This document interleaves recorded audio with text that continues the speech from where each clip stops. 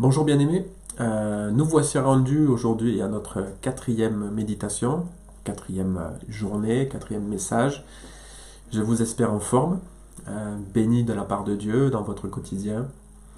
Je suis très heureux de poursuivre cette réflexion commune que nous avons sur le psaume 23.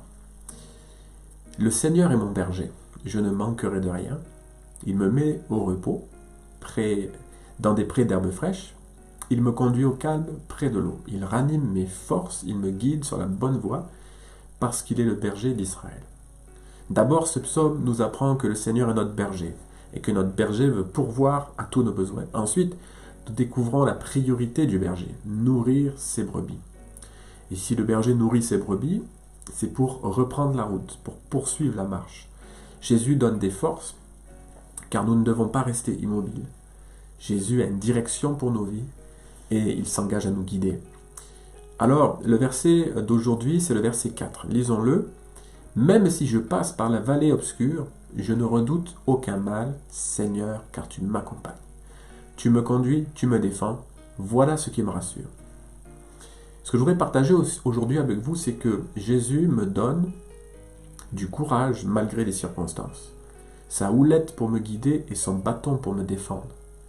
Pourquoi j'utilise le terme de houlette et bâton? Parce que vous connaissez très bien cette version plus classique du texte qui nous dit « Quand je marche dans la vallée de l'ombre et de la mort, je ne crains aucun mal car tu es avec moi. Ta houlette et ton bâton me rassurent. » J'aime bien cette précision du texte « Tu me conduis, tu me défends » en français courant parce qu'elle correspond bien à l'utilisation de ces différents éléments. Notre texte débute en disant « Même si je passe », c'est-à-dire à la condition que je passe.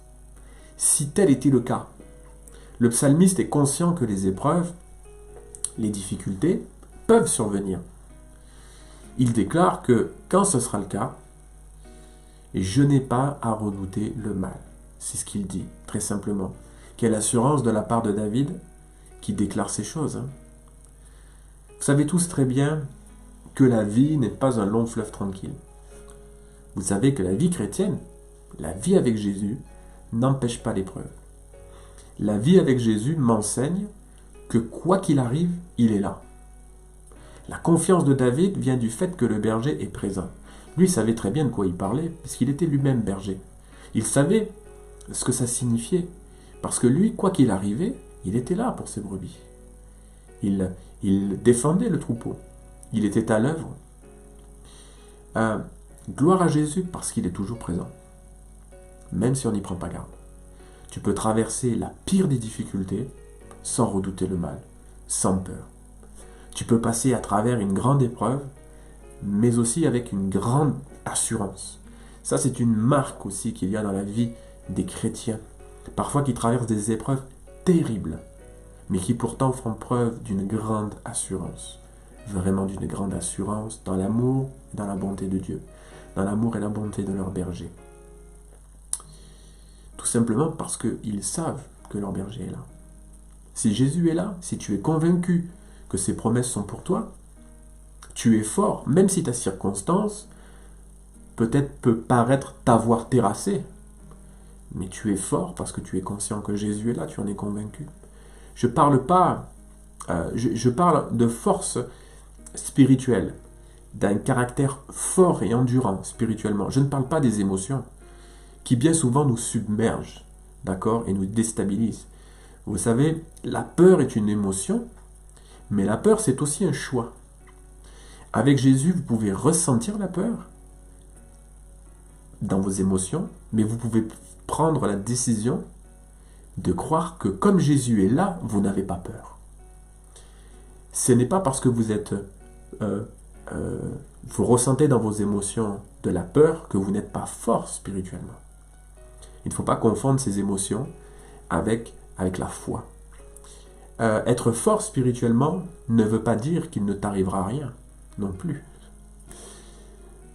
Ça ne veut pas dire non plus que tu ne ressentiras rien. Tout est une question d'équilibre.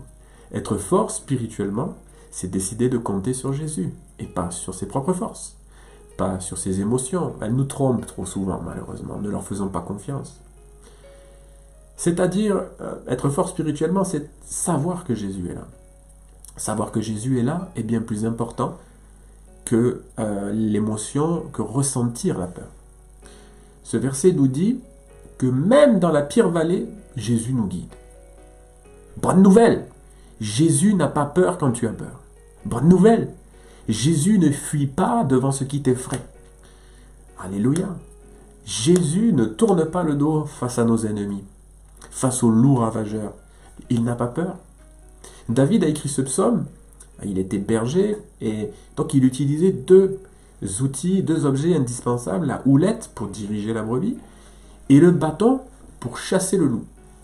À chaque fois que ce sera nécessaire, pour te préserver du danger, Jésus agira. Et hop, avec sa houlette, il t'attrape, pour t'éviter de tomber dans un piège. Et hop, il va t'attraper encore une fois, si jamais tu t'écartais du chemin sur lequel tu devais marcher, et dans lequel tu étais en sécurité. Qui es-tu, toi, qui m'écoutes? Une brebis du Seigneur ou une brebis égarée? Égaré dans la vallée obscure, tu es en danger. Alors reviens à la bergerie. Si tu es une brebis du Seigneur, cesse de rejeter la houlette et de vouloir l'enlever comme ça. Cesse de rejeter cette houlette, elle est nécessaire pour toi. Fais-tu face à une épreuve terrible? Traverses-tu la vallée obscure? As-tu peur de la mort? Redoutes-tu tes lendemains, qu'ils soient sombres et difficiles? Il y a un espoir à vivre avec Jésus et une certitude à recevoir par la foi. Ta vie et la mienne ont un sens sur cette terre. Dieu nous a créés, il nous aime. Parce qu'il nous aime, il veut nous connaître et il veut se faire connaître. Jésus a rendu possible ce qui aujourd'hui peut-être te semble impossible. Jésus est le sauveur des brebis en danger que nous sommes.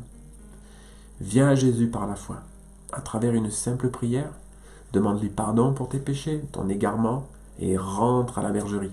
Tu découvriras comment tu as été aimé et comment il prendra soin de toi. Ne laissez pas, bien-aimé, ne laissez aucune vallée obscure, aucune circonstance pénible, aucune épreuve, aucune grande épreuve. Sapez votre foi, sapez votre conviction que Jésus est là. Mais plutôt, décidez de dire au Seigneur, Seigneur, j'ai peur. Seigneur, je doute. Seigneur, je ne sais pas ce qui va m'arriver. Mais Seigneur, tu le dis dans ta parole, et j'en suis convaincu, même dans la pire des vallées, tu es là. Alors Seigneur, même si je ressens de la peur, je choisis de te faire confiance, de prendre ta main et d'avancer malgré le fait que je ne comprends pas, je ne vois pas et que je n'aperçois aucune issue. Fais confiance au berger. Tu sais, il était là au départ, il sera là aussi à l'arrivée. Prions ensemble. Seigneur, merci.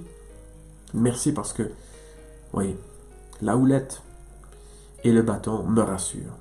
Oui, Seigneur, tu me guides et tu me défends. J'ai besoin d'apprendre, nous avons besoin d'apprendre à nous laisser guider et aussi à bien voir de quelle façon tu vas nous défendre.